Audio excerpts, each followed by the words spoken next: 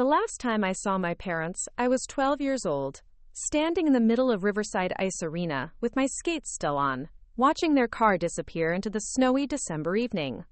They told me they'd be back in an hour to pick me up from practice. That was 18 years ago. What they didn't know when they drove away that night was that the scared little girl they abandoned would grow up to become the woman who now owns the very ice rink where they left me behind. Before we jump back in, tell us where you're tuning in from. And if this story touches you, make sure you're subscribed, because tomorrow I've saved something extra special for you. The smell of hot chocolate and the sound of skates scraping against ice still transport me back to that night, but now those memories carry a different weight. I was always the responsible one in my family, the one who never caused trouble, who got good grades without being asked, who helped my younger sister Emma with her homework while my parents focused on their endless arguments about money. Even at 12, I understood that being good meant being invisible, that causing problems meant being a burden they couldn't afford. My sister Emma was 8 then, 4 years younger than me, and she had this way of getting whatever she wanted just by smiling. She never had to work for attention the way I did. When she wanted new toys, they appeared. When she wanted to quit piano lessons after 2 months, they let her. When she decided she wanted to try gymnastics instead of continuing with figure skating like me, they immediately signed her up for the expensive classes across town. I had been skating since I was 6, and I was good at it, really good. My coach, Mrs. Henderson, used to tell my parents that I had natural talent, that with proper training I could compete at higher levels. But lessons cost money, and equipment cost money, and my parents were always stressed about money. I remember the weeks leading up to that December night, the hushed conversations that stopped when I entered the room, the way my mother's voice would get sharp when she talked on the phone about bills. My father had been laid off from his job at the construction company 3 months earlier, and my mother's part-time work at the dental office wasn't enough to cover everything. They thought I didn't understand, but I heard them arguing late at night about the mortgage, about credit cards, about how they were going to make it through the holidays. The figure skating lessons were expensive, more expensive than they had initially realized when they signed me up. What started as a fun activity had turned into something I loved, something I was genuinely talented at, but talent doesn't pay bills. I could see the stress in my mother's eyes every time she wrote the check for my lessons, every time she had to buy me new skates as I grew, every time Mrs. Henderson mentioned private coaching or competition fees. I started feeling guilty about loving something that caused them stress, but I couldn't help it. When I was on the ice, everything else disappeared. The financial worries, the tension in our house, the feeling that I was somehow too much, too expensive, too complicated to love unconditionally. That Tuesday evening in December started like any other practice night. My mother dropped me off at the rink with my usual goodbye kiss, and the promise to be back by 8:30. I was working on my jumps that night, trying to perfect a double axel that had been giving me trouble for weeks. Mrs. Henderson was patient with me, adjusting my form, encouraging me to trust my body, to stop overthinking every movement. I was so focused on the skating that I barely noticed when 8:30 came and went. The rink started to empty out as other kids got picked up by their parents. First the hockey players left, then the other figure skaters from my group. By 9 o'clock it was just me, Mrs. Henderson, and the janitor, who was starting to clean up the lobby area. Mrs. Henderson kept checking the clock on the wall, then looking toward the parking lot through the big windows that faced the street. I told her my parents were probably just running late, that maybe they had stopped to get gas or pick up groceries. I was used to making excuses for them, used to explaining away their absences, their forgotten promises, their distracted responses to my achievements. By 9:30, Mrs. Henderson suggested we call my house. The phone rang and rang, but no one answered. She tried again 10 minutes later, and then again at 10 o'clock. I sat on the bench in the lobby, still wearing my skates, watching the parking lot for any sign of our beat-up Honda Civic. The janitor, Mr. Rodriguez, brought me a hot chocolate from the vending machine and sat with me for a while, talking about his own daughter who played soccer. He was kind in that gentle way that adults are when they're trying to distract a child from something frightening. Mrs. Henderson tried calling my house every 15 minutes until 11 o'clock, when she finally said we should call the police. The words sent a chill through me that had nothing to do with the cold air from the ice rink. Calling the police meant something was really wrong. It meant this wasn't just my parents running late or forgetting about me. It meant something had happened, something serious enough to involve authorities. The police officer who came to the rink was a woman named Officer Martinez. She was probably in her 30s, with kind eyes and a calm voice that made me feel slightly less terrified. She asked me basic questions about my parents, about where they worked, about whether they had ever done anything like this before. I told her about my father losing his job, about the stress in our house, about how they had been arguing more lately. She wrote everything down in her notepad, nodding encouragingly as I spoke. Officer Martinez tried calling my house from the rink's phone, and when no one answered, she drove me there to check on things. I remember sitting in the back of her patrol car, watching the familiar streets of our neighborhood pass by, feeling like I was in some kind of dream. This couldn't be happening. Parents didn't just forget their children. Parents didn't just disappear. My parents might be stressed and distracted, but they loved me. They had to love me. When we pulled into our driveway, the house was completely dark.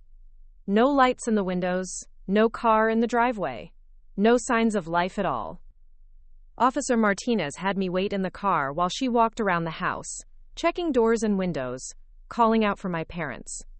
When she came back, her expression was carefully neutral in that way adults look when they're trying not to scare a child with bad news. She used her radio to call for backup, and within 20 minutes, there were 2 more police cars in our driveway. The officers searched the house thoroughly, checking every room, every closet, every possible place my parents might be. They found some of their clothes were missing, along with 2 suitcases that usually lived in the hall closet. Most importantly, they found a note on the kitchen table, written in my mother's handwriting. I wasn't allowed to read the note at first. Officer Martinez took it into another room and read it with the other officers, their voices low and serious. When she came back to where I was sitting at our kitchen table, she had that same carefully neutral expression. She sat down across from me and explained that my parents had left town, that they were dealing with some serious financial problems, and that they felt it would be better for everyone if they made a fresh start somewhere else. The words didn't make sense to me. Fresh start for everyone? What about me? What about Emma? Where was my sister?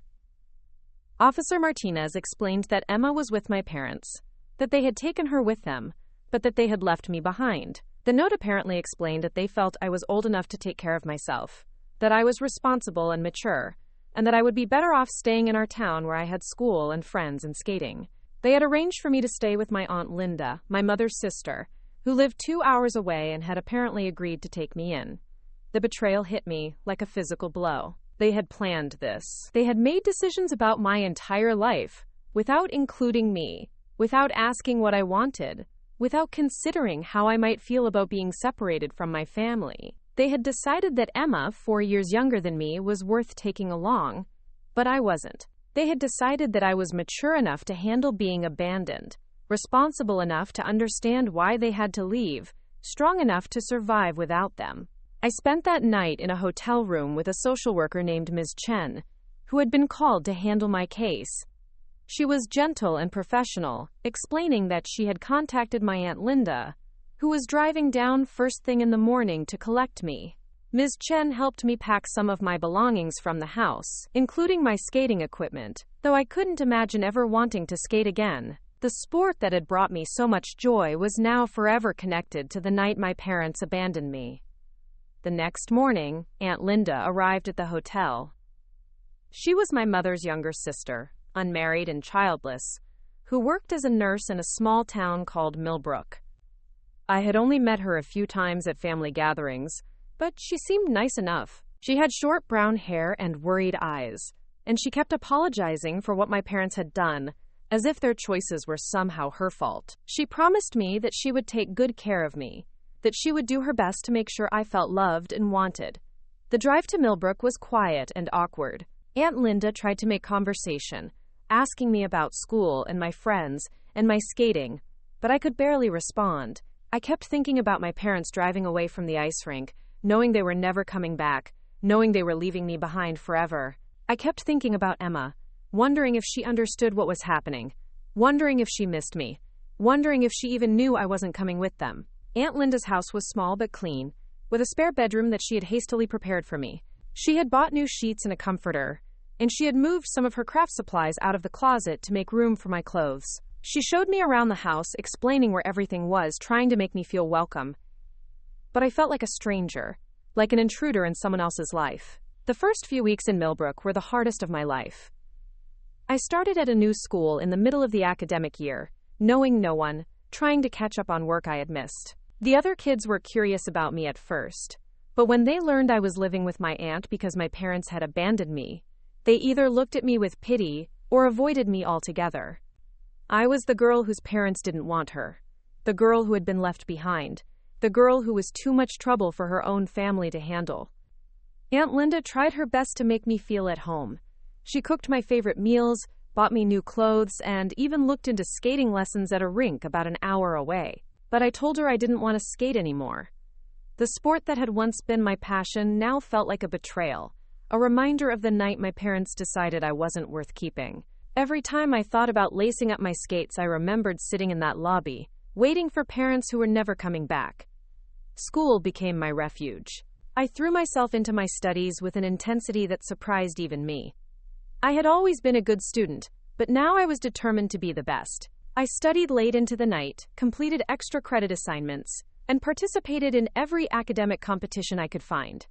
My grades became perfect, not because I particularly enjoyed the subjects, but because achieving academically was the only way I could feel valuable, the only way I could prove to myself that I was worth something. Aunt Linda was proud of my academic achievements, but she was also worried about me.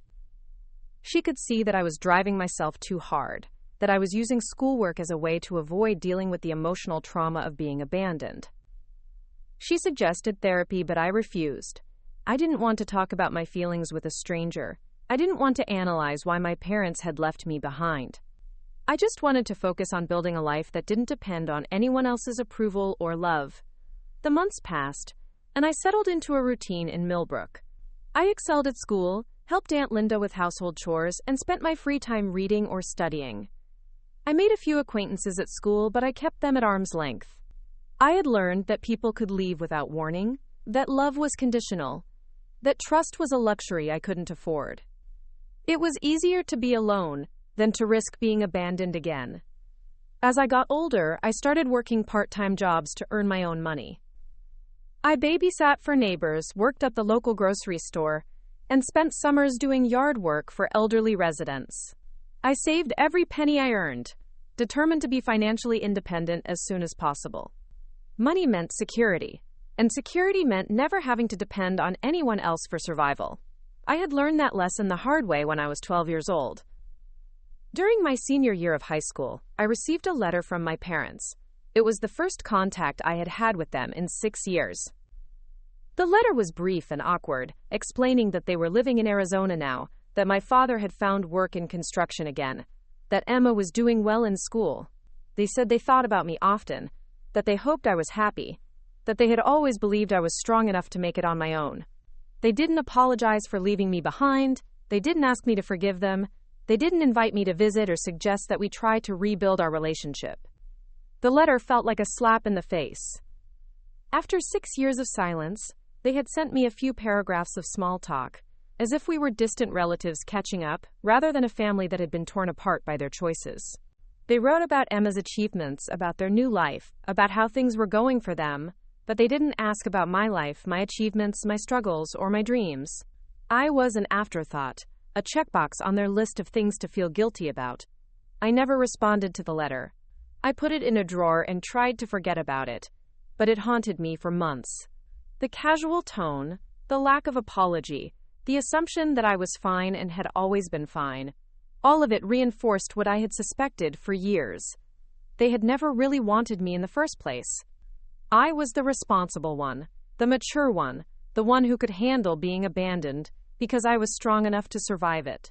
They had convinced themselves that leaving me behind was somehow an act of love, that they were doing me a favor by not burdening me with their problems. I graduated valedictorian of my high school class, earning a full scholarship to study business at the state university. Aunt Linda was so proud of me that she cried at my graduation ceremony. She had been more of a mother to me in 6 years than my actual mother had been in the first 12 years of my life. She had supported my dreams, celebrated my achievements, and loved me unconditionally, without ever making me feel like a burden. At university, I continued to excel academically, while also developing a keen interest in finance and investment. I studied business administration with a focus on finance, and I spent my summers working internships at investment firms and accounting companies. I was drawn to the world of money and numbers, partly because I understood that financial security was the key to independence, but also because I had a natural aptitude for understanding markets and investments. Preparing and narrating this story took us a lot of time, so if you are enjoying it, subscribe to our channel. It means a lot to us. Now back to the story. During my junior year, I started a small investment portfolio with the money I had saved from my part-time jobs. I was careful and conservative at first, but I had a good instinct for spotting undervalued companies and emerging trends. By the time I graduated, my small portfolio had grown significantly, and I had caught the attention of several investment firms who were impressed by my analytical skills and natural business sense. I was offered a position at a prestigious investment firm in the city, and I accepted immediately. The job was demanding and competitive, but I thrived in that environment. I worked long hours, took on challenging projects, and consistently delivered results that exceeded expectations. Within 3 years, I had been promoted twice and was managing a significant portfolio of high-net-worth clients. The work was fulfilling in a way that nothing else had ever been. I was good at it, really good at it, and for the first time since I was 12 years old, I felt like I had found my place in the world. I wasn't the abandoned daughter anymore. I wasn't the girl whose parents didn't want her. I was a successful professional, financially independent, and respected by my colleagues and clients. As my career progressed, I started making more aggressive investments, including some in real estate and small businesses. I had a particular interest in sports and recreation facilities, partly because I understood that market from my childhood experience with skating, and partly because I could see the potential for growth in that sector.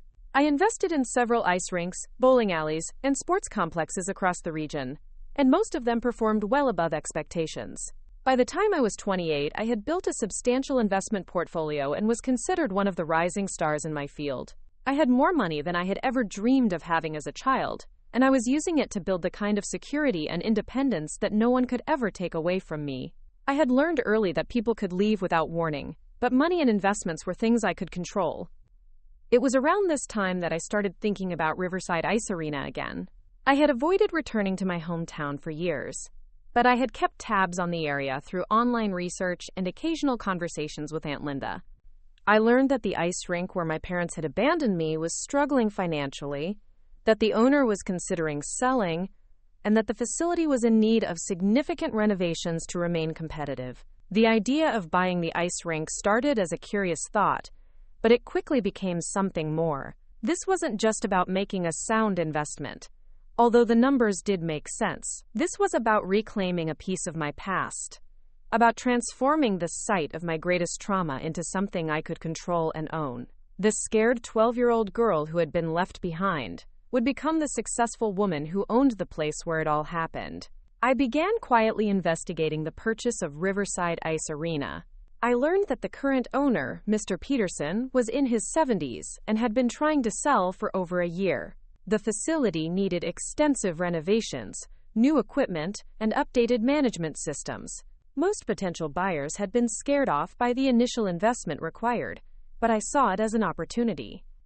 I had the capital to not only purchase the facility but also to transform it into something special. The negotiations took several months, but eventually, I reached an agreement with Mr. Peterson. I would purchase Riverside Ice Arena for a fair price, and I would take over operations immediately. I planned to invest significantly in renovations and improvements, turning it into a premier skating facility that would serve the community for generations to come. The day I signed the papers and officially became the owner of Riverside Ice Arena was one of the most emotionally complex days of my life. I was proud of what I had accomplished, proud of how far I had come from that scared little girl who had been abandoned 18 years earlier. But I was also overwhelmed by the memories, by the weight of what this place represented in my personal history. I stood in the empty rink after the paperwork was complete, remembering that December night when my world had changed forever. The ice was rough and needed to be resurfaced. The seating was worn and outdated, and the lobby looked tired and neglected. But I could see the potential, just as I had learned to see potential in undervalued investments.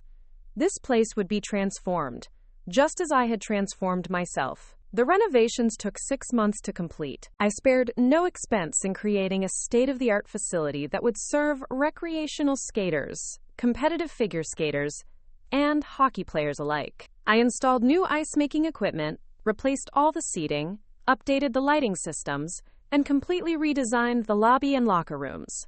I hired experienced staff, including several former competitive skaters who could provide high-quality instruction to young athletes.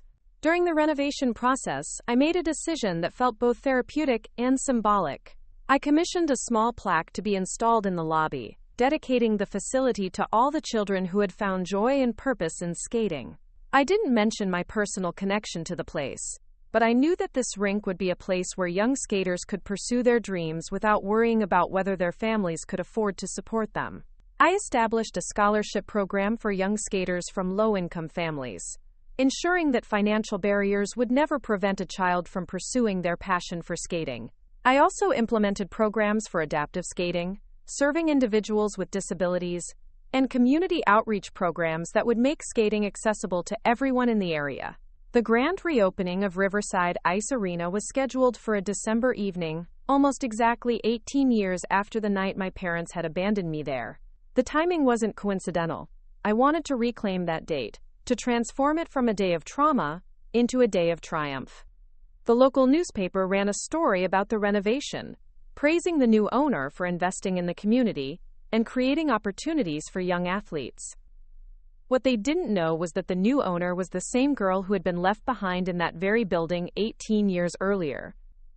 What they didn't know was that this wasn't just a business investment but a personal journey of healing and empowerment. What they didn't know was that sometimes the best revenge is not just success, but the kind of success that allows you to own the very place where someone tried to break you. As I prepared for the grand reopening, I couldn't help but wonder if my parents still lived in Arizona, if they ever thought about me, if they had any idea what I had become. I wondered if Emma remembered me, if she ever asked about the sister who had been left behind. I wondered what they would think if they knew that the daughter they had abandoned now owned the place where they had made their cruelest decision. But those questions didn't matter as much as they once had. I had spent 18 years building a life that didn't depend on their approval or their love. I had created my own family through the relationships I had built with Aunt Linda, with my colleagues, with the mentors who had guided my career. I had learned that being abandoned doesn't mean being worthless, that being left behind doesn't mean being forgotten, that being strong doesn't mean being alone. The night before the grand reopening, I skated alone on the fresh ice, remembering the girl I had been and celebrating the woman I had become. My skates felt familiar beneath my feet, and for the first time in 18 years, I allowed myself to remember why I had loved skating in the first place. It wasn't about the competition or the achievement. It was about the freedom, the grace, the feeling of flying across the ice without fear or limitation. As I glided across the rink, I realized that this was my moment of true victory. Not because I had succeeded in business, not because I had accumulated wealth, not because I had proved anything to my parents or to anyone else. This was victory because I had taken the place of my greatest pain and transformed it into something beautiful. I had taken the site of my abandonment and turned it into a place where other children could find joy, purpose, and belonging. The scared 12-year-old who had waited in this building for parents who never came back would have been amazed to know that someday she would own this place, that someday she would be the one in control, that someday she would be the one making decisions about who belonged and who didn't. But that girl couldn't have imagined the journey it would take to get here, the strength she would have to find, the independence she would have to build. Tomorrow, the community would celebrate the reopening of Riverside Ice Arena. Children would skate for the first time, teenagers would work on their jumps and spins, and families would create memories that would last a lifetime. The building that had once been the site of my greatest trauma would become a place of joy and possibility for others. And if my parents ever happened to drive by, if they ever wondered what had become of the daughter they had left behind, They would see a thriving business, a beautiful facility, and a success story that had grown from the seeds of their abandonment. They would see that the girl they had deemed strong enough to survive on her own had not just survived, but thrived beyond their wildest imagination. But most importantly, they would see that their approval was no longer required, that their love was no longer needed, that their presence was no longer missed.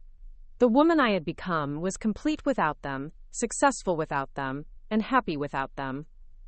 That was the greatest victory of all.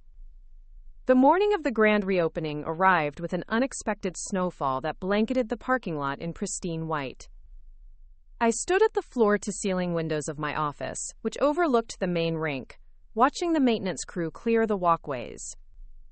The irony wasn't lost on me that snow was falling on this particular day, as if the universe was recreating the exact conditions from that night 18 years ago when everything changed. My assistant, Rebecca, knocked on the doorframe before entering with a stack of papers.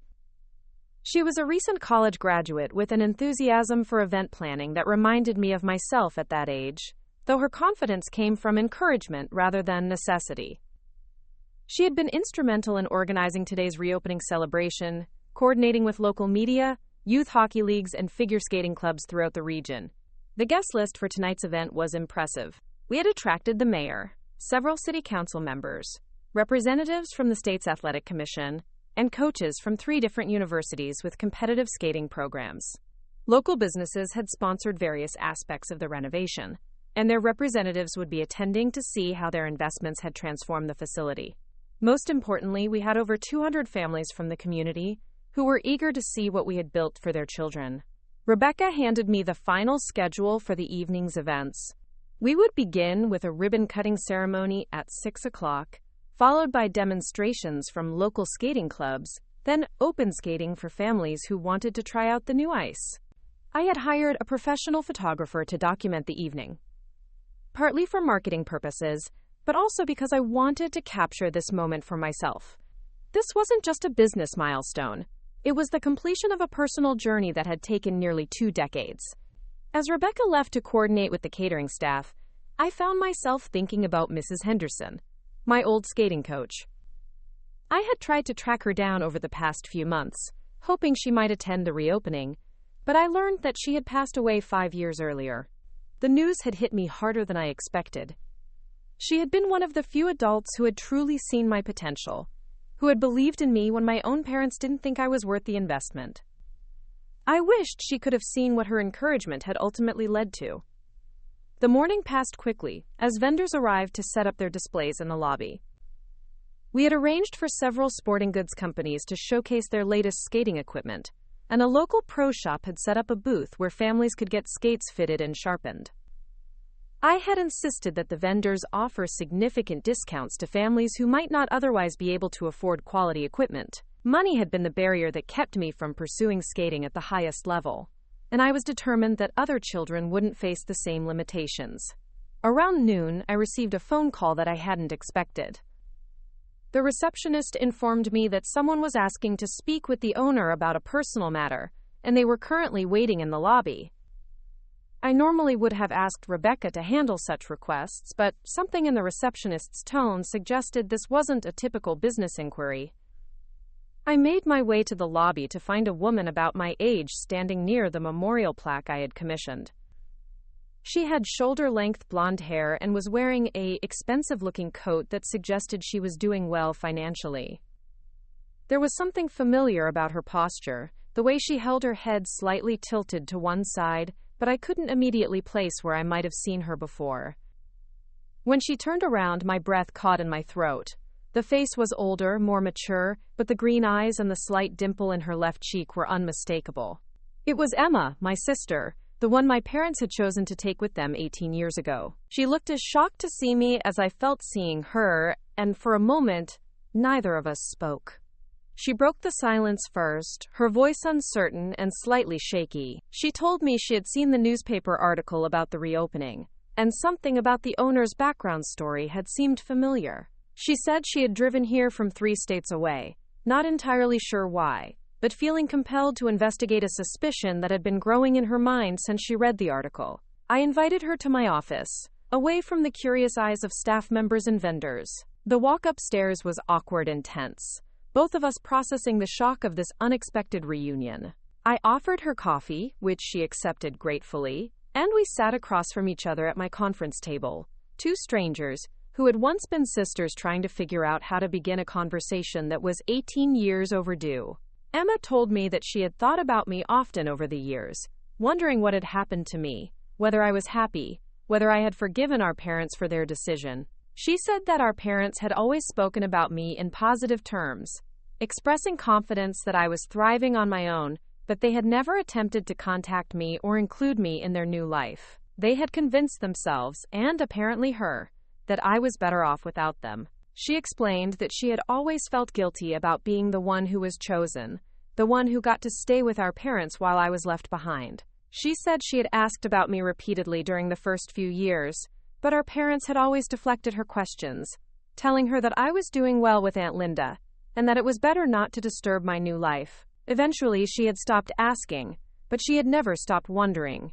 Emma told me about her life since that night. She had grown up in Arizona, finished high school there, and attended college on the West Coast. She was now working as a graphic designer for a tech company, was married to a man named David, and they had a 2-year-old daughter named Sophie. She seemed genuinely happy with her life, but I could sense an underlying sadness when she talked about our family, about the choice our parents had made that separated us. I found myself feeling conflicted as I listened to her story. Part of me was angry that she had gotten to keep our parents while I had been discarded, that she had grown up with the security and love that I had been denied. But another part of me felt genuinely glad that she seemed to have turned out well, that she hadn't been damaged by our parents' dysfunction the way I might have been if I had stayed with them. When it was my turn to share, I told her about my life with Aunt Linda, about excelling in school, about building my career in finance and investment. I explained how I had discovered that Riverside Ice Arena was for sale and had decided to purchase it, though I didn't immediately reveal the deeper emotional significance of that decision. I wanted to see how she reacted to the basic facts before I shared the more personal aspects of my journey.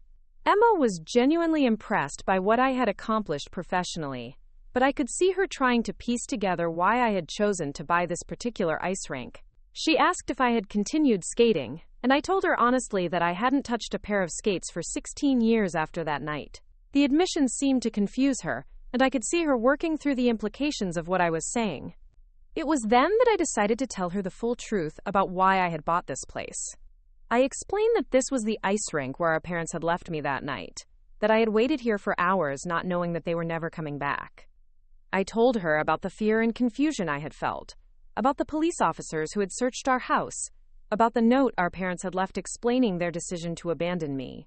The color drained from Emma's face as I spoke. She had known that our parents had left me with Aunt Linda, but she had never known the specific circumstances of how that separation had occurred. Our parents had told her that they had made arrangements for me to stay with Aunt Linda because I would be happier there, that it had been a mutual decision made in my best interest. They had never told her that they had literally abandoned me at an ice rink without warning. Emma started crying as the full weight of what our parents had done began to sink in. She said she had always wondered why I had never visited, why our parents never talked about bringing me to see our new home, why there were never any phone calls or letters between us. She had assumed it was because I was angry about the move, or because I was too busy with my new life to maintain contact with them. The conversation became increasingly emotional as Emma processed this new information about our family's history.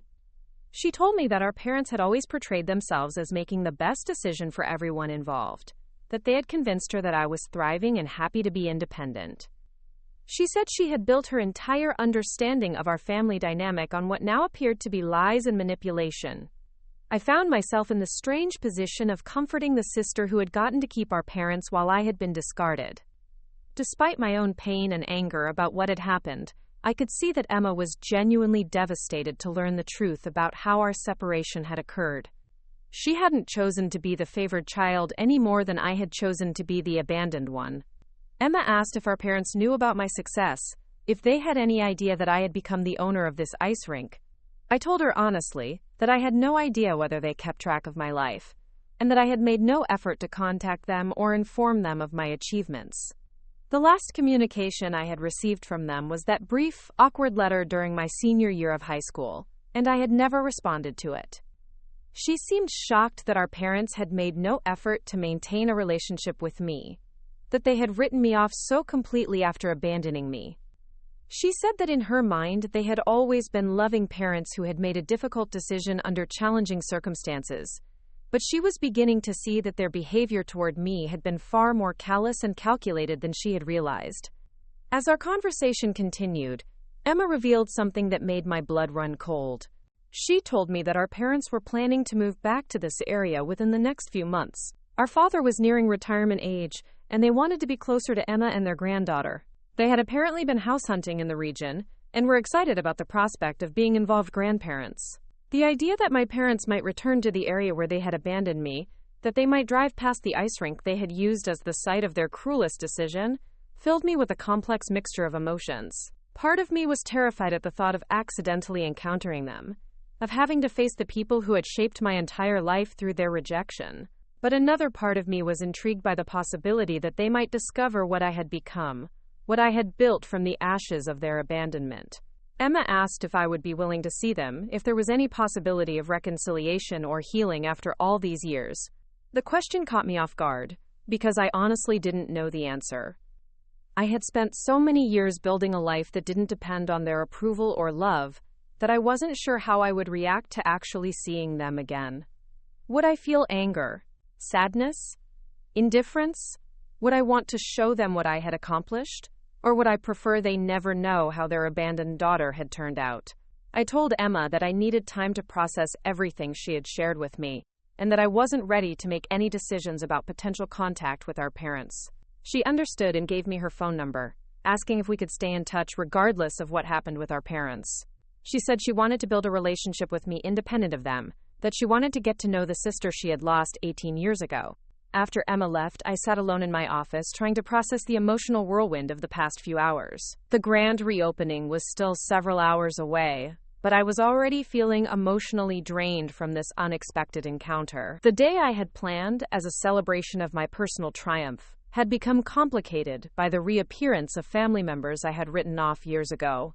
I found myself thinking about what Emma had told me about our parents' impending return to the area. The timing seemed almost cosmically ironic. Here I was, about to celebrate the reopening of the ice rink where they had abandoned me, and they were planning to move back to the area where they would inevitably learn about my success. After 18 years of absence, they would return to find that the daughter they had discarded had not only survived, but had thrived beyond anything they could have imagined. The afternoon passed in a blur of final preparations for the evening's event. I tried to focus on the logistical details, checking with the catering staff, reviewing the program with the local skating clubs who would be performing, and ensuring that all the equipment was functioning properly.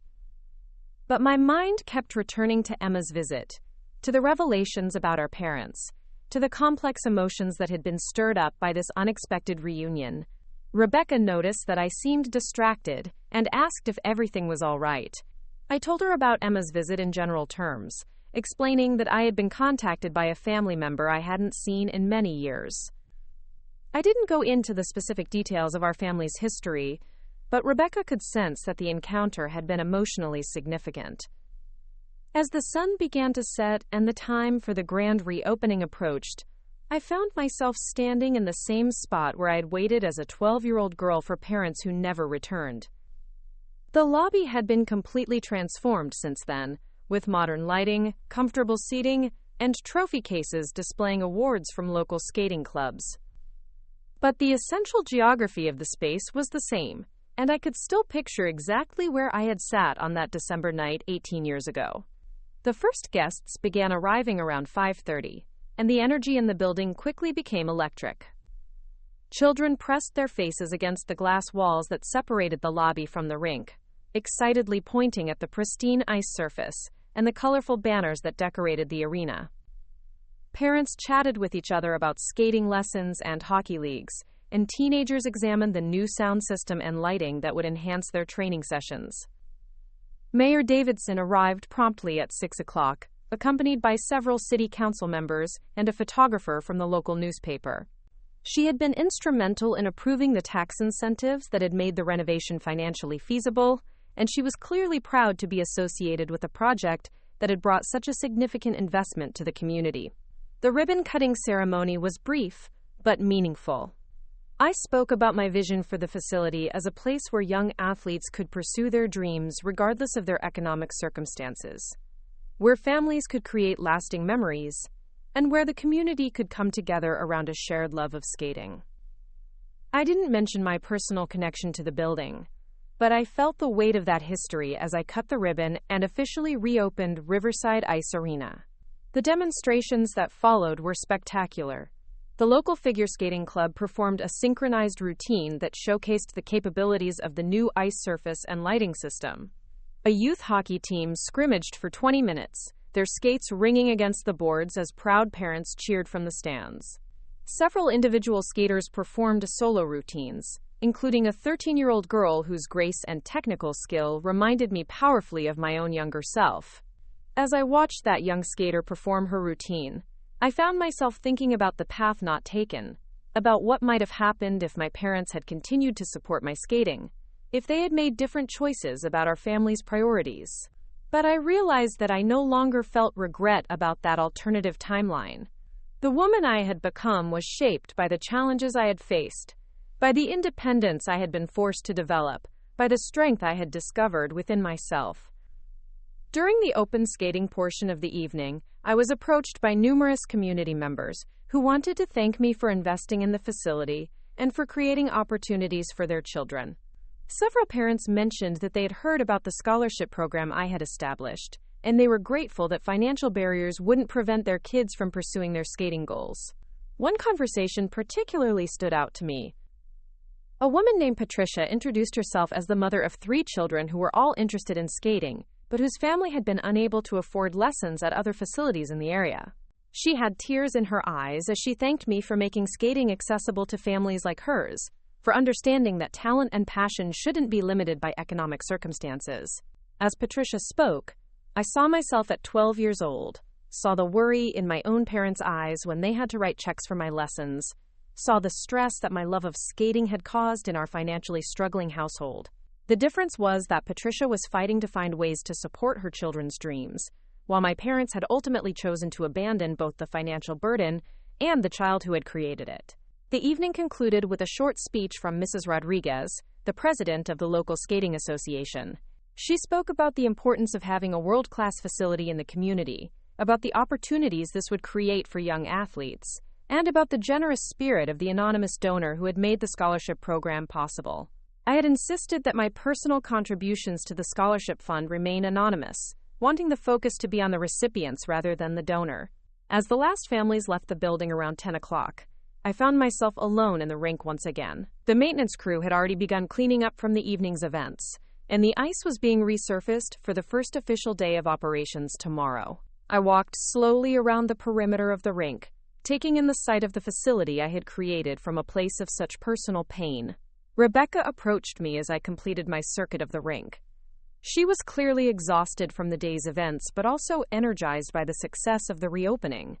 She thanked me for trusting her with the coordination of such an important event, and she said she was proud to be part of an organization that was making such a positive impact on the community.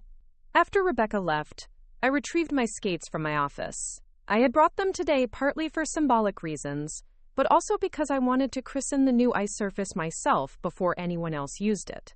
As I laced up the skates I hadn't worn in years, I felt a familiar combination of nervousness and excitement that I remembered from my childhood. Stepping onto the ice felt like coming home and entering foreign territory at the same time.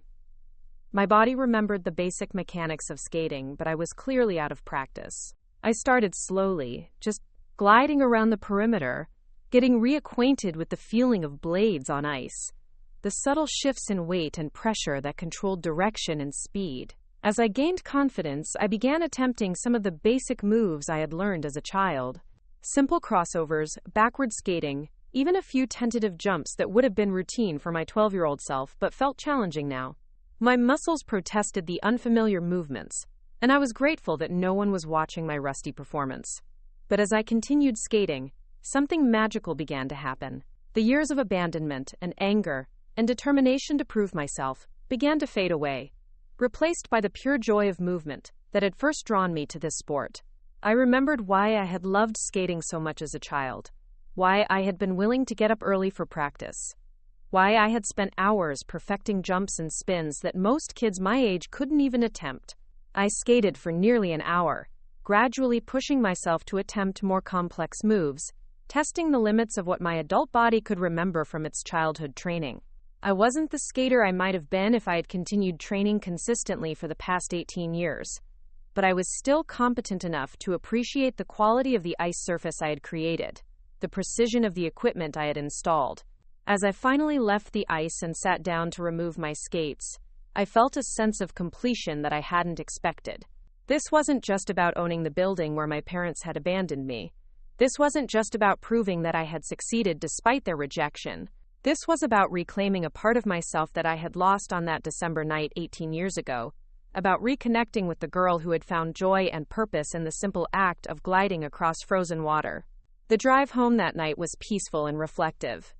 The snow had stopped falling, leaving the streets covered in a thin layer of white that sparkled under the streetlights.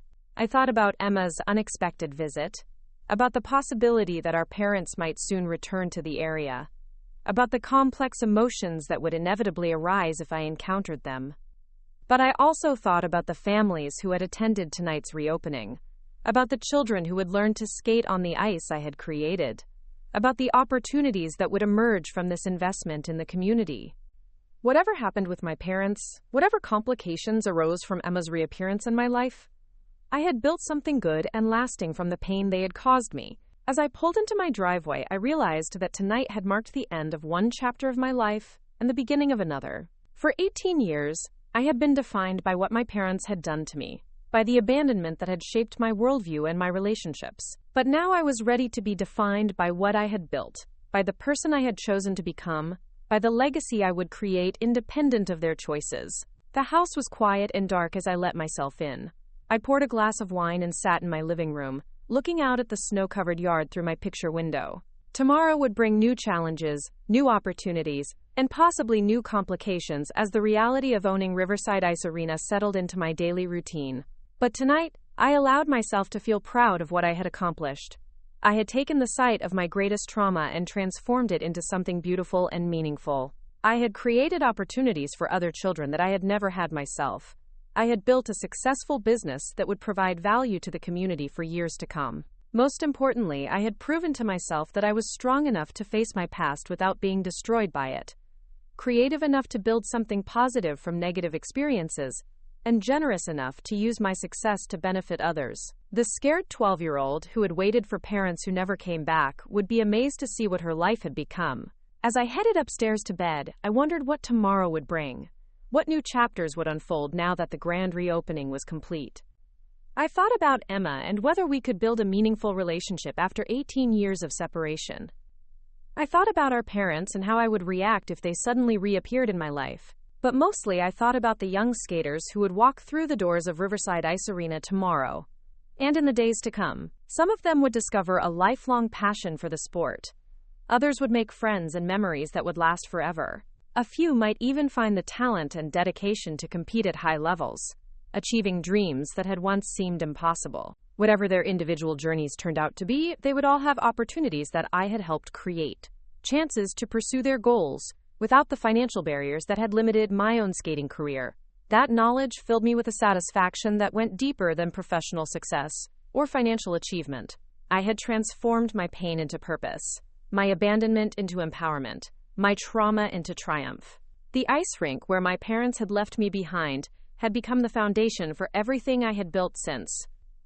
And tomorrow, it would begin its new life as a place where other people's dreams could begin. 3 weeks after the grand reopening, I was reviewing quarterly financial projections in my office when Rebecca knocked on my door with an expression I had never seen before. She looked nervous, almost uncomfortable, which was unusual for someone who typically handled even the most challenging situations with professional composure. She told me there were 2 people in the lobby asking to speak with the owner about a personal matter, and they seemed quite insistent about waiting until I was available. My first thought was that Emma had returned, perhaps with her husband, or even with news about our parents. But Rebecca's demeanor suggested this was something different, something that had unsettled her in a way that a normal family visit wouldn't. I asked her to describe the visitors, and her response made my stomach clench with a familiar mixture of dread and anticipation. She described a man in his late 50s, with graying hair and work-worn hands, wearing a jacket that had seen better days. With him was a woman of similar age, shorter and rounder than she used to be, with hair that had been dyed an unnatural shade of auburn. They had been sitting in the lobby for nearly an hour, declining offers of coffee or water, just waiting and watching the activity in the rink through the glass partition. I knew immediately who they were, even though Rebecca's description painted a picture of people who had aged and weathered in ways I hadn't expected. My parents had found me, or more accurately, they had found the ice rink and somehow discovered that I was the owner. The moment I had been unconsciously preparing for since Emma's visit had arrived without warning, and I wasn't sure I was ready for it. I sat in my office for several minutes, trying to process the reality that my parents were downstairs, trying to decide how I wanted to handle this encounter. Part of me wanted to ask Rebecca to tell them I wasn't available, to avoid this confrontation entirely. But another part of me recognized that this moment was inevitable, that I had purchased this ice rink partly because I had always known this day would come. I asked Rebecca to give me 10 minutes, then to bring them upstairs to my office. I wanted to meet them on my territory, in the space I had created, surrounded by the evidence of what I had accomplished without them. If we were going to have this conversation, it would be on my terms, in the place where they had abandoned me, and I had ultimately triumphed.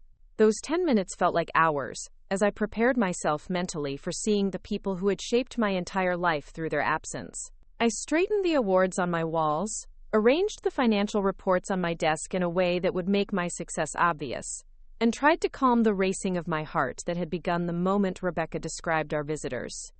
When Rebecca escorted them into my office, the first thing that struck me was how much smaller they seemed than I remembered.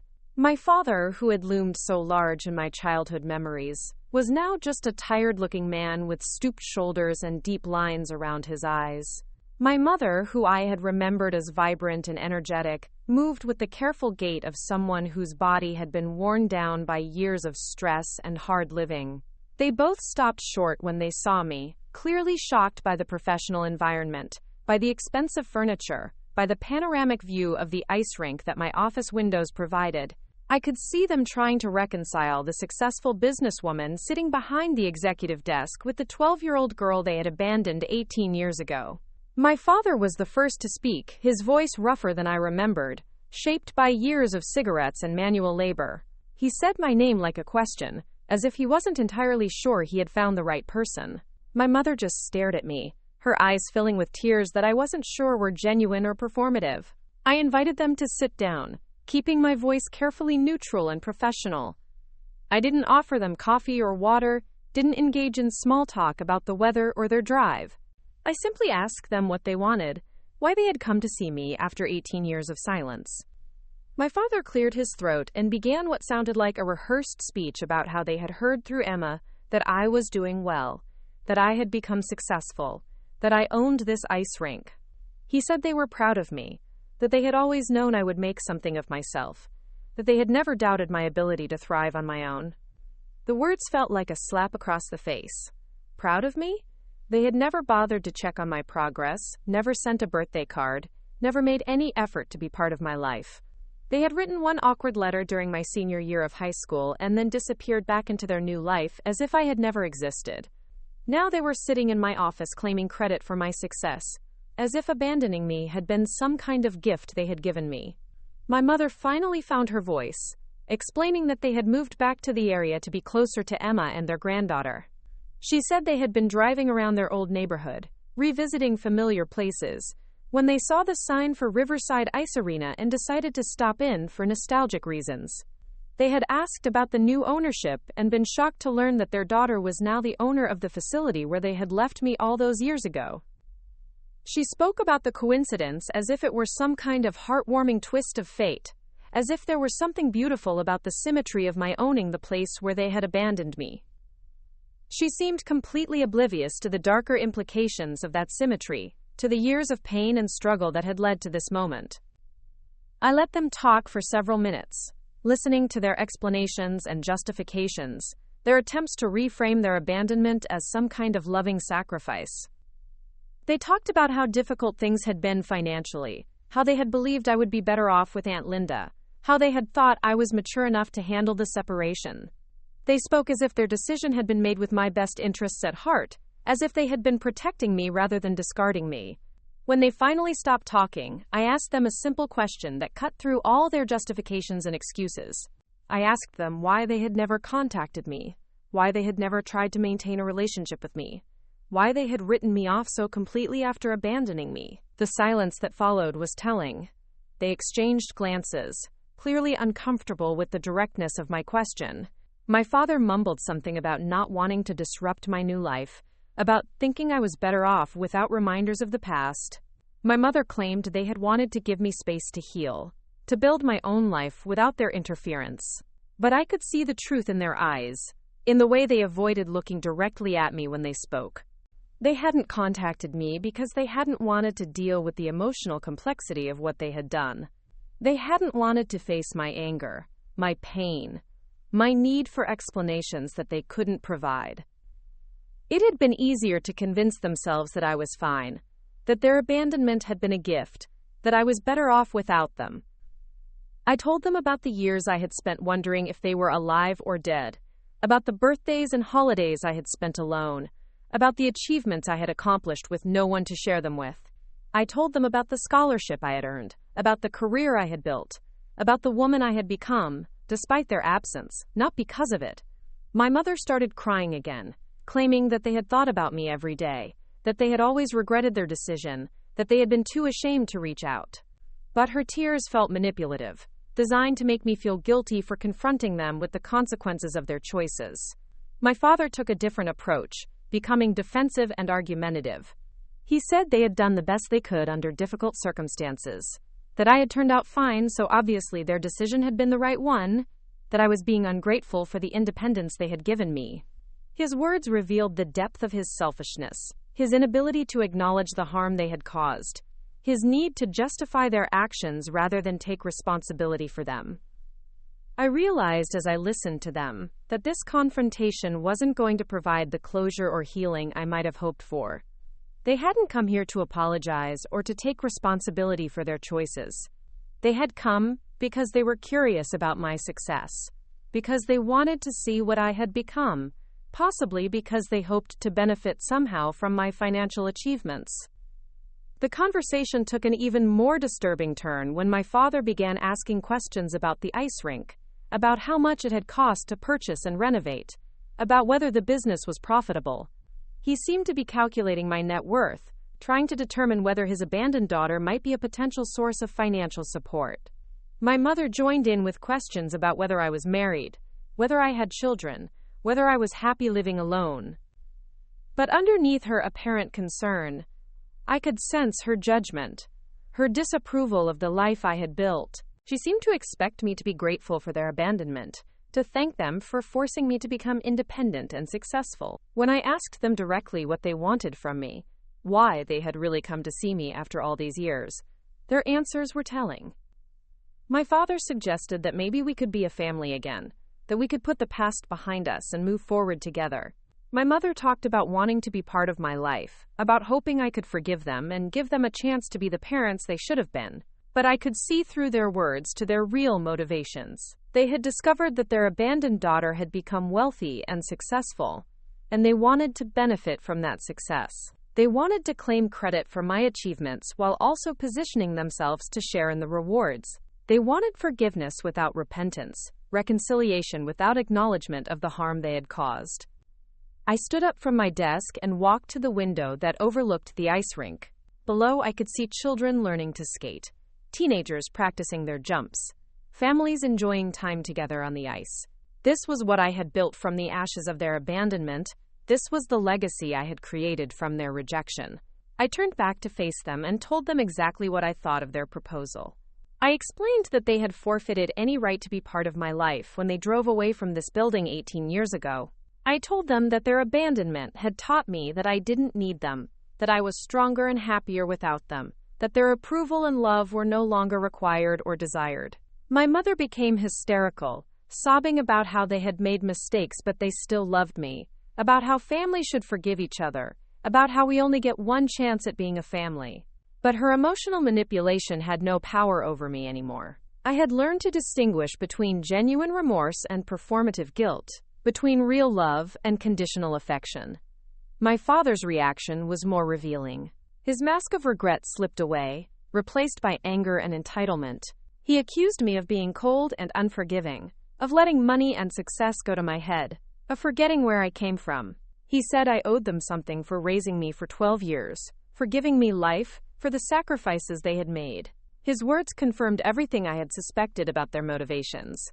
They didn't see me as a daughter they had wronged, but as an asset they could exploit. They didn't want a relationship with me as a person, but access to my resources as a successful businesswoman.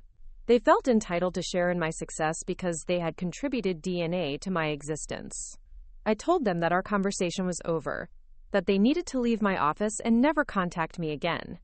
I made it clear that any attempts to reach out to me through Emma or Aunt Linda would be met with legal action. I wanted them to understand that I had the resources and determination to protect myself from their manipulation. My mother made one last desperate attempt to reach me, grabbing my hand and begging me to reconsider, telling me that she had never stopped loving me. But I pulled away from her touch, feeling nothing but disgust for the woman who had helped plan my abandonment and then spent 18 years living with the consequences of that choice. As I walked them toward the door of my office, my father made a comment that revealed the depth of his bitterness and entitlement. He said that if I ever changed my mind, if I ever realized that I needed family in my life, he hoped I would remember that he and my mother were getting older, that they might need help as they aged, that successful children have obligations to their parents. The comment was so brazenly mercenary, so obviously designed to plant seeds of guilt that might later be exploited, that I almost laughed. He was essentially threatening me with future manipulation, warning me that he would try to use age and infirmity to extract support from the daughter he had abandoned. I escorted them to the lobby myself, wanting to make sure they actually left the building. As we walked through the facility, I could see them taking in the evidence of my success, the quality of the renovations, the expensive equipment I had installed. They were clearly impressed despite themselves, probably calculating the cost of everything they saw. At the front door, my mother made one final plea, asking if I would at least consider staying in touch with Emma, maintaining some connection to my family even if I couldn't forgive my parents. I told her that my relationship with Emma was my decision to make, not theirs, and that their opinion on the matter was irrelevant. As they walked toward their car, I watched them through the lobby windows. They stood next to their vehicle for several minutes, having what appeared to be an intense conversation. I could see my father gesturing angrily, probably complaining about my ingratitude and coldness. My mother kept looking back toward the building, as if she might try to return and make another appeal. But eventually, they got in their car and drove away, disappearing from my sight just as they had 18 years ago when they left me in this same building. The symmetry was perfect and deeply satisfying. They had abandoned me here as a powerless child, and now they had been dismissed from here by the powerful woman I had become. After they left, I returned to my office and sat quietly for a long time, processing what had just occurred. The confrontation I had been unconsciously preparing for since Emma's visit was over, and it had gone exactly as I should have expected.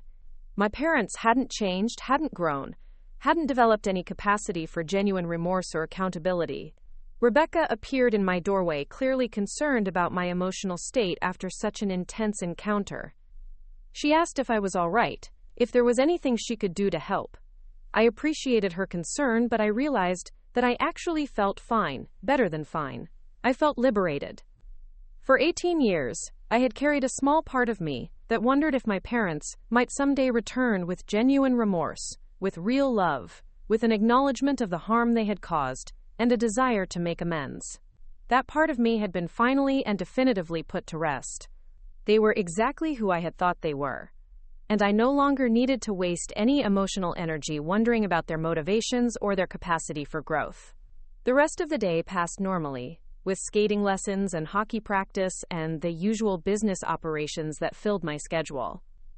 But there was a lightness to my mood that hadn't been there before, a sense of completion that came from finally closing a chapter that had been left open for too long. That evening, I called Emma to tell her about our parents' visit. She wasn't surprised that they had sought me out, since she had told them about my success with the ice rink, but she was shocked by their behavior during our meeting, by their obvious mercenary motivations, by their complete lack of genuine remorse. Emma apologized for her role in making them aware of my success, saying she hadn't anticipated that they would try to exploit that information. She had hoped that learning about my achievements might inspire them to feel genuine pride, and perhaps reach out with real love and support. Instead, they had confirmed her growing suspicion that their capacity for selfishness was unlimited. She told me that they had called her after leaving my office, complaining about my coldness and ingratitude, insisting that I had been brainwashed by success into forgetting my family obligations. They had asked her to intercede on their behalf, to convince me to give them another chance, to help them reestablish a relationship with me. Emma had refused, telling them that they had made their choices 18 years ago and would have to live with the consequences. She said she was beginning to understand why they had been able to abandon me so easily, why they had never made any effort to maintain contact, why they had been able to live with themselves after making such a cruel decision. Our conversation helped solidify the bond that Emma and I had been rebuilding since her first visit. We were both seeing our parents clearly for the first time, understanding that their capacity for love was conditional and self-serving, recognizing that we were better off building our own relationship independent of their dysfunction. Over the following weeks, I found that my encounter with my parents had an unexpected positive effect on my life.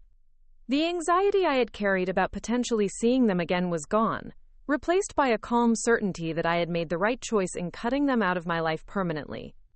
I no longer wondered what I might say if I encountered them accidentally, because I had already said everything that needed to be said.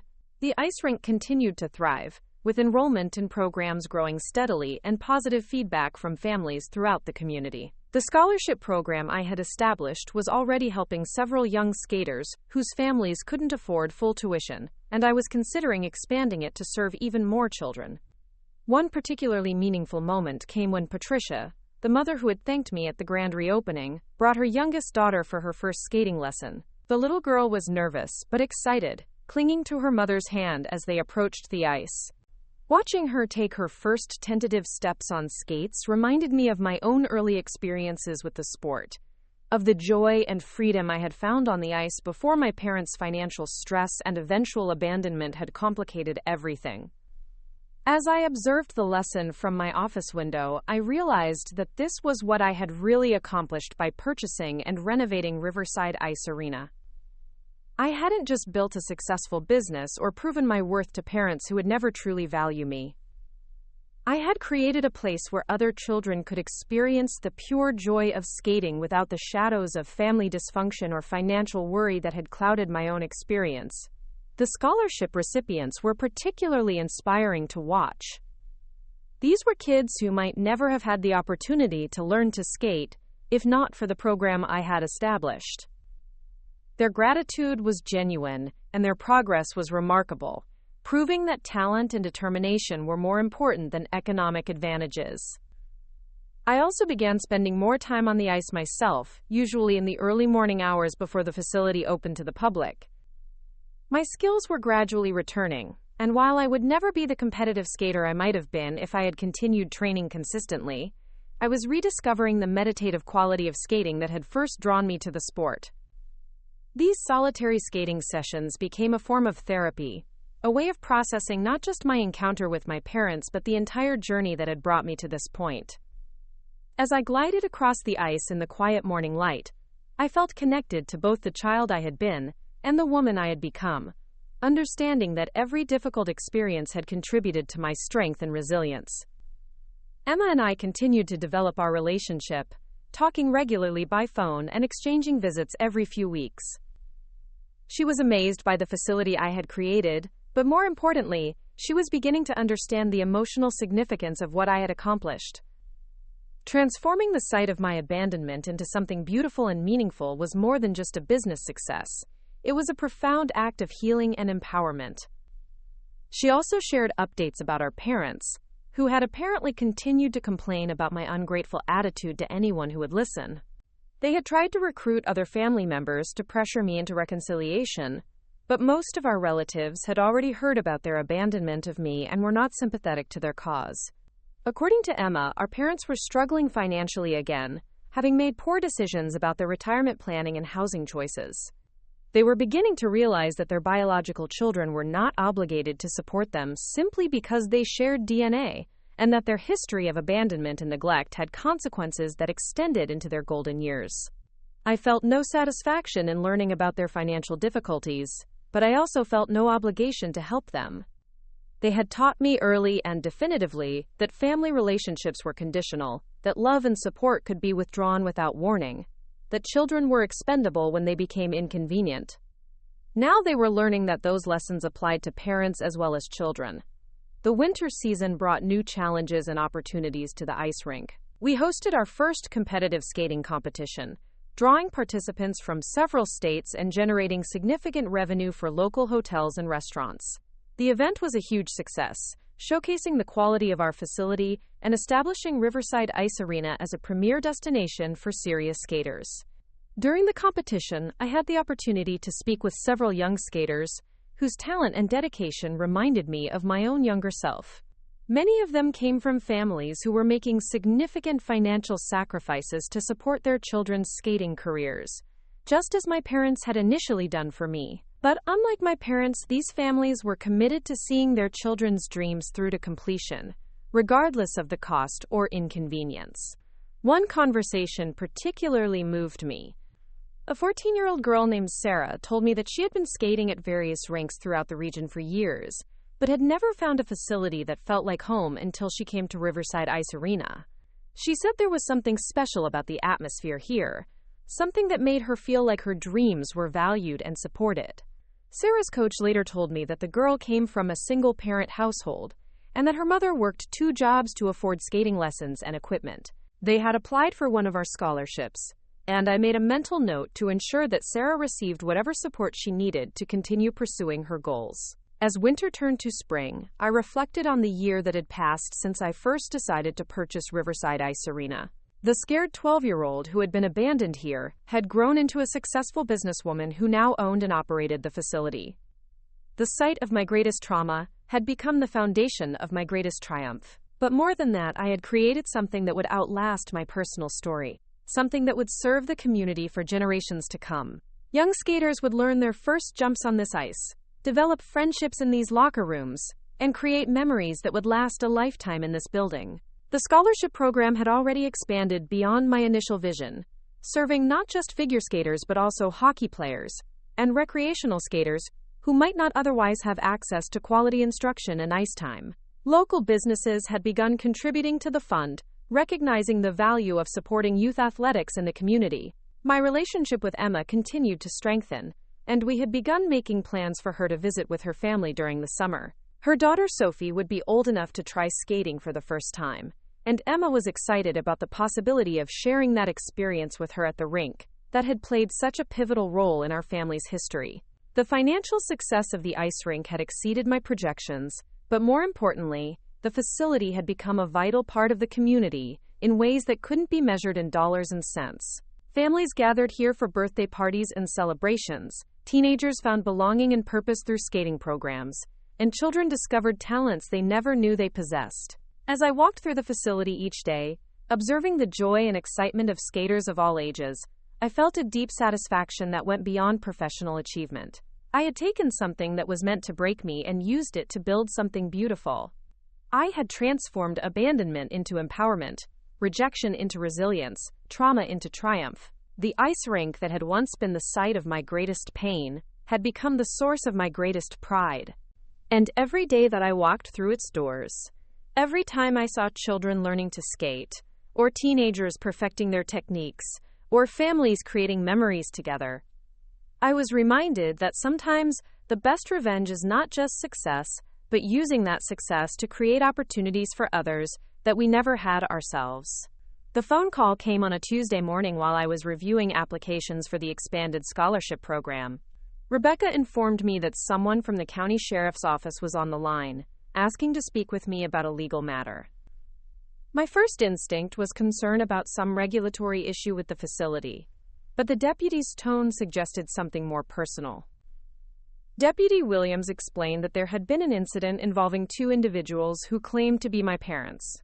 They had been arrested for trespassing at a private residence, specifically the home I had grown up in, which now belonged to different owners. The current residents had found them in the backyard at midnight, attempting to dig up what they claimed were valuable items they had buried years ago. The deputy asked if I could confirm my relationship to Robert and Susan Mitchell, and whether I had any knowledge of items they might have hidden on the property before leaving town 18 years ago. The questions felt surreal, like something from a crime drama, rather than my actual life. I confirmed that these were indeed my biological parents, but explained that I had no contact with them and no knowledge of anything they might have buried. Deputy Williams mentioned that my parents had given my name as someone who could vouch for their character and potentially post bail. The assumption that I would help them after our confrontation months earlier was both audacious and pathetic. I politely declined to provide any assistance and asked that my name be removed from their emergency contact information. After the call ended, I sat in my office trying to process this new development. My parents had apparently returned to our old neighborhood in the middle of the night, attempting to recover something they had hidden before their hasty departure years ago. The desperation implied by such behavior suggested their financial situation had become truly dire. Emma called me that afternoon, having heard about the arrest through mutual family connections. She was embarrassed and frustrated by our parents' behavior, but not entirely surprised. She told me that they had been dropping hints for months about having resources that nobody knew about, backup plans that would solve their money problems if they could just access them. She explained that they had become increasingly fixated on the idea that their current financial struggles were temporary, that they had something valuable waiting for them back in their old hometown. Emma had assumed they were talking about insurance policies or savings accounts, not literal buried treasure in someone else's backyard. The current owners of our childhood home, a young couple named the Hendersons, had apparently been dealing with strange incidents for weeks. Someone had been walking through their yard at night, leaving holes in their garden, and trying to access their shed. They had installed security cameras after the first few incidents, which ultimately led to my parents' arrest. I decided to reach out to the Hendersons directly, feeling some responsibility for the disruption my parents had caused. Mrs. Henderson was gracious when I called, explaining that the police had told them about my parents' history with the property. She said they were more concerned about the psychological state of the individuals involved than any actual damage to their yard. The conversation with Mrs. Henderson revealed additional disturbing details about my parents' recent behavior. They had apparently approached several neighbors, claiming to be former residents who needed to recover important documents from various properties. Most people had turned them away, but a few had allowed them to search sheds or garages before becoming suspicious of their true motives. Mrs. Henderson mentioned that during their arrest, my parents had been carrying metal detectors, shovels, and a hand-drawn map of the neighborhood, with various properties marked. They had clearly been conducting an organized search for whatever they believed they had hidden, with no regard for property rights or legal boundaries. The incident forced me to confront an uncomfortable reality about my parents' mental state and decision-making capacity. The people who had once been responsible for my care and well-being had devolved into desperate individuals breaking into private property in the middle of the night. Their abandonment of me was looking less like a difficult family decision and more like the behavior of people whose judgment had always been fundamentally flawed. Emma and I discussed whether we had any obligation to help them, despite their treatment of me and their current legal troubles. We both agreed that their pattern of poor decisions and inability to take responsibility for their actions made any assistance from us both pointless and potentially harmful. They needed to face the consequences of their choices without family members enabling their destructive behavior. The local newspaper picked up the story, running a brief article about the arrests under a headline about strange crime in suburban neighborhoods. They didn't include my parents' names due to privacy policies, but they did mention that the incidents appeared to be related to former residents attempting to recover property they claimed to have left behind years earlier. Reading the article gave me an unexpected sense of closure. My parents had become cautionary tale, examples of how desperation and poor judgment could lead to criminal behavior. They were no longer the figures of authority and importance they had been in my childhood memories. They were just two troubled individuals whose lives had spiraled out of control. The legal proceedings that followed were swift and predictable. My parents pleaded guilty to trespassing and were sentenced to community service and probation. They were also required to pay restitution to the Hendersons for the damage to their landscaping and the cost of the security system they had been forced to install. Deputy Williams called me again a few weeks later to inform me that my parents had violated their probation by attempting to contact other former neighbors about recovering buried items. They were now facing possible jail time, and their lawyer had again suggested that family support might influence the judge's sentencing decision. I told the deputy that while I wished them no harm, I would not be providing any support or character references. I had no reliable information about their character, given that I hadn't had meaningful contact with them for 18 years, and their recent behavior suggested they were not trustworthy or law-abiding individuals. The finality of that decision felt liberating rather than sad. I had officially severed any remaining sense of obligation to people who had forfeited their parental rights through abandonment, and had now proven themselves to be criminals. Whatever happened to them going forward would be the result of their own choices, not my failure to rescue them. Spring turned into summer, and life at the ice rink settled into a pleasant routine. The facility was busier than ever, with summer camps for young skaters and special programs for teenagers who wanted to maintain their skills during the off-season. The scholarship program had helped 12 families so far, and we were planning to expand it even further for the upcoming school year. Emma visited in July with her husband David and their daughter Sophie, who was now old enough for her first skating experience. Watching Sophie take her tentative first steps on the ice, supported by her patient father and encouraged by her loving mother, felt like witnessing a different kind of childhood than either Emma or I had experienced. Sophie was fearless in the way that only small children can be, falling down repeatedly but getting back up with a giggle each time. Emma skated alongside her daughter, clearly rusty but determined to share this experience.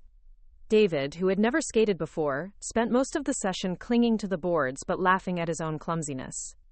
The contrast between this joyful family scene and the dysfunction that had characterized my own childhood was stark. Emma had clearly learned from our parents' mistakes, creating a stable, loving environment for her daughter that prioritized the child's happiness and security over the parents' convenience or financial concerns. During their visit, Emma and I talked extensively about our different perspectives on family and parenting. She admitted that becoming a mother had made her more critical of our parents' decisions, particularly their choice to abandon me. She couldn't imagine any circumstances that would lead her to leave Sophie behind, regardless of financial pressures or other challenges. We also discussed the ongoing legal situation with our parents, who had apparently been sentenced to 90 days in county jail after violating their probation multiple times. Emma had received several letters from them requesting money for commissary items and legal fees, all of which she had declined to provide. The letters Emma shared with me revealed the depth of our parents' delusion and entitlement. They continued to portray themselves as victims of circumstances beyond their control, claiming that their financial problems were the result of bad luck rather than poor decisions. They expressed anger at both Emma and me for failing to support them during their difficulties, as if we owed them assistance despite their history of abandonment and neglect. One letter was particularly revealing, in which our father complained that he had raised me for 12 years and deserved some return on that investment. The transactional way he viewed parenting, as if children were business ventures expected to provide financial returns, explained much about the mindset that had led to their abandonment of me. Their letters also contained veiled threats about what might happen if they didn't receive family support. They mentioned their age and health problems, suggesting that Emma and I would be responsible if anything happened to them while they were incarcerated. The manipulation was transparent but persistent, revealing people who had never learned to take responsibility for their own welfare. Emma was struggling with guilt about their situation, despite intellectually understanding that their problems were self-created. The emotional programming of childhood ran deep, and part of her still felt obligated to help parents who had never truly fulfilled their parental responsibilities. We spent hours discussing the difference between genuine family loyalty and enabling destructive behavior. I shared with Emma some of the business philosophy I had developed over the years, particularly around investments and risk assessment. People, like businesses, had to be evaluated based on their track record, their current behavior, and their likelihood of future success. Our parents had demonstrated consistently poor judgment, an inability to learn from mistakes, and a tendency to blame others for problems they had created. Investing time, energy, or money in people with such a track record was not just financially unsound, it was often counterproductive, enabling them to continue making poor decisions without facing the natural consequences that might force them to change their behavior. This perspective helped Emma understand that refusing to help our parents was actually more loving than bailing them out repeatedly. As summer progressed, I found myself thinking less and less about my parents and their legal troubles. The ice rink demanded most of my attention, with preparations for the upcoming competitive season and the launch of several new programs designed to serve different segments of the community. One particularly exciting development was a partnership with the local school district to provide skating instruction as part of their physical education curriculum. Students who might never have had the opportunity to try skating would now experience it as part of their regular school activities, and some of them might discover a lifelong passion for the sport. The partnership also included a component specifically designed to identify and nurture students who showed particular aptitude for skating, but whose families couldn't afford private lessons. These students would be enrolled in our scholarship program and given access to advanced instruction that could potentially lead to competitive opportunities. By late summer, I realized that my parents' arrest and subsequent legal troubles had actually been a gift, in a strange way. Their behavior had been so outrageous and clearly wrong that any residual guilt or obligation I might have felt toward them had been completely eliminated. They had freed me from any remaining emotional entanglement through their own actions. The contrast between their trajectory and mine was also satisfying in a way I hadn't expected. While I was building something meaningful and successful, contributing to my community, and helping young people achieve their dreams, they were digging through other people's yards in the middle of the night and ending up in jail. The difference in our life outcomes reflected the difference in our character and decision-making abilities. As autumn approached and we prepared for another busy competitive season, I felt more settled and confident than I had in years. The ice rink was thriving, my relationship with Emma was strong and growing stronger, and I had definitively closed the door on any possibility of reconciliation with parents who had proven themselves unworthy of the title. The young skaters I worked with every day were living proof that children could thrive when they were supported, encouraged, and valued for who they were, rather than what they could provide. Watching them grow and develop their skills reminded me daily that I had broken the cycle of dysfunction and created something positive from the pain I had experienced. The facility that had once been the site of my abandonment had become a place where other children experienced belonging, achievement, and unconditional support. That transformation felt like the ultimate victory, not just over my parents' rejection, but over the limiting beliefs about family and love that their abandonment had tried to instill in me. I had learned that family was not about biology or obligation, but about choice and commitment. The people who showed up consistently, who supported each other through difficulties, who celebrated each other's successes without resentment or conditions, those were the relationships that mattered. And I had built a life full of such relationships, starting with Aunt Linda and expanding to include Emma, the staff at my facility, and the broader community of skaters and families who had become my chosen family. 5 years had passed since my parents' arrest, and the ice rink had become more than just a business or a symbol of personal triumph. It had evolved into the heart of a thriving skating community that extended far beyond anything I had originally envisioned. The facility now hosted regional competitions, served as a training center for Olympic hopefuls, and had become a model for other communities looking to build inclusive sports programs. The scholarship fund had grown exponentially, supported by donations from former students who had gone on to successful careers, local businesses that recognized the value of youth development, and anonymous benefactors who believed in the power of giving young people opportunities to pursue their dreams. We were now able to provide full support to over 50 students annually, covering not just ice time and instruction, but also equipment, competition fees, and travel expenses for those who qualified for higher-level events. Sarah, the 14-year-old who had spoken to me about feeling at home at the rink, had just been accepted to a prestigious skating academy on the East Coast. Her mother had cried when we presented her with a full scholarship that would cover her training expenses for the next 4 years. Watching Sarah's journey from a hopeful young skater to a nationally competitive athlete had been one of the most rewarding experiences of my professional life. The transformation wasn't limited to individual success stories. The entire community had rallied around the skating programs, with local restaurants offering discounts to skating families, hotels providing reduced rates for visiting teams, and the city council approving additional funding for youth sports initiatives. What had started as one woman's attempt to reclaim a painful piece of her past had become a catalyst for broader community development. Emma had moved back to the area the previous year, accepting a remote position with her company that allowed her to work from anywhere. She wanted Sophie to grow up closer to family, and she had fallen in love with the community that had grown around the ice rink. Sophie, now 7, was one of our most enthusiastic beginning skaters, though she showed equal interest in the hot chocolate from our concession stand. My relationship with Emma had deepened into something neither of us had expected during our childhood. We were more than sisters. We were genuine friends who had chosen to prioritize each other, despite the dysfunctional example our parents had set. We spent holidays together, celebrated each other's achievements, and provided support during difficult times without keeping score or expecting anything in return. The legal saga involving our parents had finally concluded the previous year when they were sentenced to 2 years in state prison for a series of burglary charges in 3 different counties.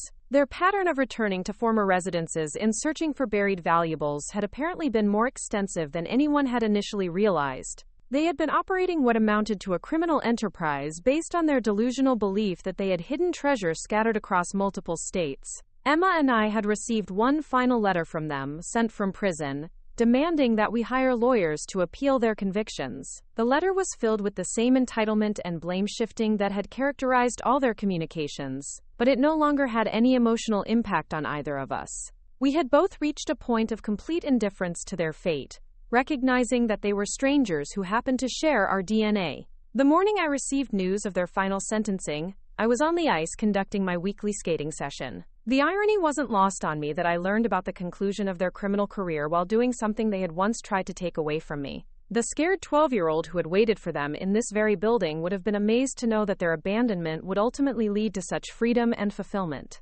That same week, I received a letter that put their situation into perfect perspective.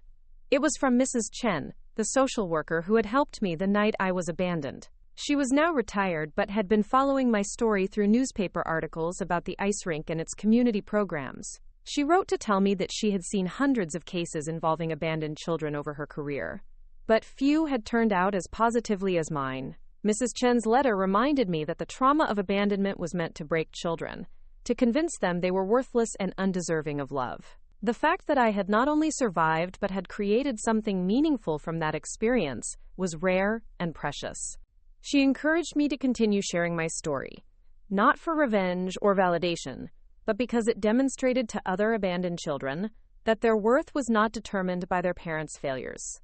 Her words inspired me to establish a mentorship program connecting successful adults who had overcome childhood trauma with young people currently facing similar challenges.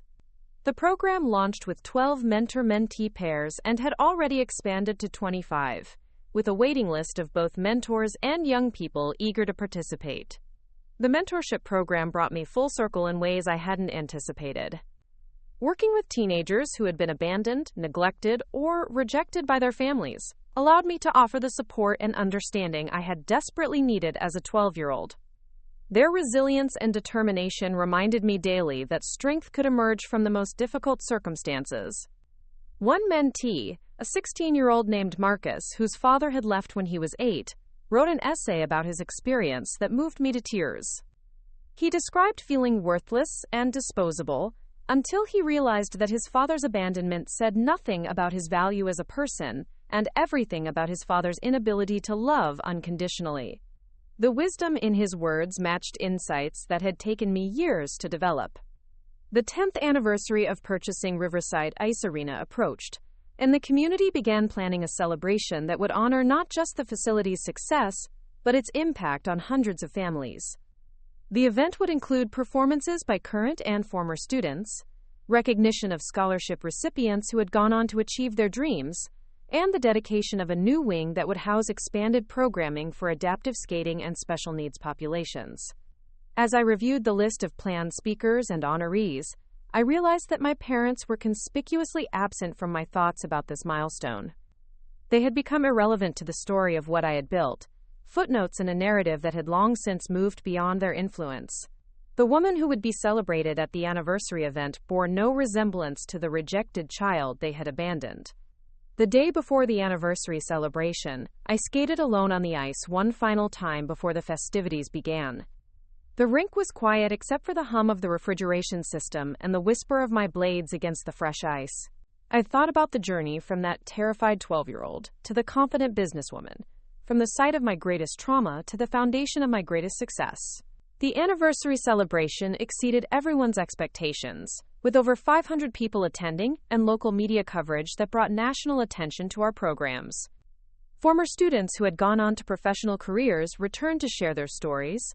Parents spoke about the impact the facility had made on their families, and community leaders praised the economic and social benefits of investing in youth development. During my speech that evening, I finally shared the full story of my connection to the ice rink, explaining for the first time why purchasing this particular facility had been so important to me. The audience was moved by the revelation that the successful business they were celebrating had grown from such painful personal history, and several people approached me afterward to share their own stories of overcoming childhood trauma. The local newspaper ran a feature story about the anniversary that included the history of my abandonment and subsequent success. The article was picked up by national outlets, and I received hundreds of letters from people who had been inspired by the story. Many were from individuals who had experienced similar family rejection and found hope in seeing how such trauma could be transformed into purpose. 6 months after the anniversary celebration, I received an unexpected phone call from a representative of a major television network. They wanted to produce a documentary about the ice rink and its impact on the community, focusing on how personal trauma had been transformed into community healing. The project would require me to revisit painful memories, but it would also allow me to share a message of hope with a much broader audience. The documentary filming process was emotionally challenging but ultimately cathartic. Telling my story in detail, from the abandonment through the success of the ice rink, helped me recognize how completely I had transformed my relationship with that traumatic experience. What had once been a source of shame and pain had become a source of strength and purpose. When the documentary aired 18 months later, it generated significant discussion about family dysfunction, childhood resilience, and the power of community support. The ice rink received donations from around the country, allowing us to expand our scholarship programs and adaptive skating initiatives even further. Most importantly, the documentary brought my story full circle. The scared child who had been abandoned in silence now had a voice that reached millions of people. The trauma that was meant to destroy me had become a platform for helping others heal from their own wounds. Today, as I write this from my office overlooking the ice where hundreds of children learn and grow each week, I can honestly say that my parents did me a favor by abandoning me. They removed themselves from my life before they could cause more damage, forcing me to develop the independence and strength that ultimately led to everything I have accomplished. The ice rink where they left me behind has become a testament to the fact that we are not defined by what happens to us, but by what we choose to do with what happens to us. Every child who learns to skate here, every family that finds community here, every dream that takes root here, proves that love and belonging can be created by choice rather than biology. My parents taught me that family could be conditional and cruel. The community I built around this ice rink taught me that family could also be chosen and unconditional. The difference between those two lessons has made all the difference in my life. Up next, you've got 2 more standout stories right on your screen. If this one hit the mark, you won't want to pass these up. Just click and check them out.